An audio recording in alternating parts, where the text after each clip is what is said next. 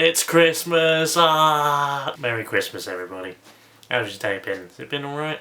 Welcome into JDizzle's Festive Bizzles. I will get around to saying that eventually with a straight face, I'm sure. I thought it'd be really good to start this festive season, film-wise, with a absolute classic in Christmas film history. The very first one I have kind of covered in my top Christmas films of all time list. So I thought I'd skip straight to the second one in the series, which I also love just as much. Home Alone 2, Lost in New York. It's just such a comfort film at Christmas. I know a lot of people have kind of a favourite in the Home Alone series. It's usually either the first or the second one. I find it really hard to choose between the two, in all honesty. I find they're both just have that nice, warm, festive, Christmassy feeling just right. It matches the first totally. I mean, let's try and ignore the fact that Donald Trump has a cameo. It's not particularly pleasant, is it really? Celebrity Ding Dang Dong stay at the Plaza Hotel. Right from the very beginning, it's just fills you with those warm vibes from the McAllister household, just as much as the first one does. Oh, you're cooking, Frankie! I'm definitely cutting all this out.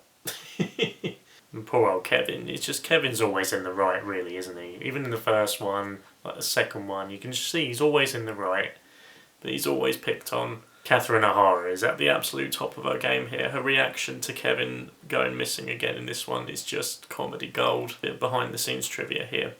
She did actually make the suggestion for another draft of the script, as she felt like her character wasn't trying hard enough to find Kevin. She felt like in the earlier drafts there wasn't enough emphasis on that. Scenes were added as a result of her asking this to show the character's concern and worry for her son. John Hughes, who has written, of course, the classic filmmaker, 16 Candles, Breakfast Club, Uncle Buck, Planes, Trains and Automobiles, amazing. Wrote the script for the first, and he returns to write the script for this one again as well. And he took this production very seriously, and the sequel very seriously, as he wrote multiple drafts to get this film just right. And I think he does a brilliant job at the script. He manages to hit those notes tonally just perfectly, as they did in the first one with the dialogue, and manages to add a certain twist to the classic lines from the first one. The Wet Bandits are back, of course, the amazing villains played by Joe Pesci and Daniel Stern in the first, but as the new and improved Sticky Bandits. You want to forget about the scarf, Marv? We gotta talk. I always found them super menacing in these films as well, really. I mean, considering that it's a kid's film, some of the stuff they say in this is actually brutal.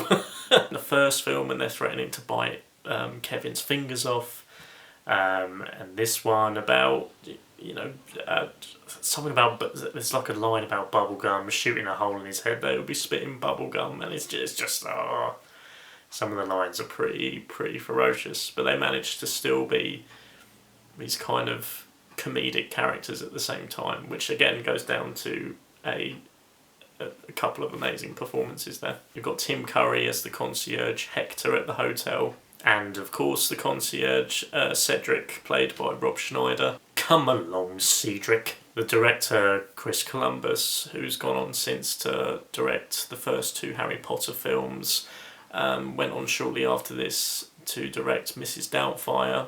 So man has a great filmography already just with those titles. He directed the first one, he comes back to direct the second one here, and he has even stated in interviews that he thinks Home Alone 2 is even better than the original. He does state on the audio commentary for this film that this one is essentially a remake of the first film. He tried his best to deter from that, though, so far to the point where they actually shot another aftershave scene in this film that was almost mirroring the classic aftershave scene from the first film. They, I think quite rightly, decided to delete that from this film in fear of it retreading old ground a bit too much. Brenda Fricker is another fantastic side character, playing the just definitive movie pigeon lady. She's incredible in this. Interesting fact about the pigeon attack sequence in the final act of the film. They did actually use about 300 pigeons for this scene. Pesci and Stern were covered in real birdseed, and so that must have been a really messy downset. You've also got Eddie Bracken playing Mr. Duncan, in charge of Duncan's toy store, and it's a really wonderful sequence. It's where the iconic two turtle doves come into play. He introduces those little figures, and again, another really lovely performance, just tinged beautifully. Also, very interesting fact about the behind the scenes of the toy store scene. All the kids in the toy store are allowed to take a toy home with them as part of their paycheck, which I thought was a really cool fact. It just sounded like it was a really nice vibe on set, which I think translates in the film as well. That's Home Alone 2. I really love this film. I do think it's a classic just as much as the first. What do you guys think of Home Alone 2? Do you guys prefer it to the original? Do you think it's a step down? Let me know what you think, and Merry Christmas, guys. Have a good evening.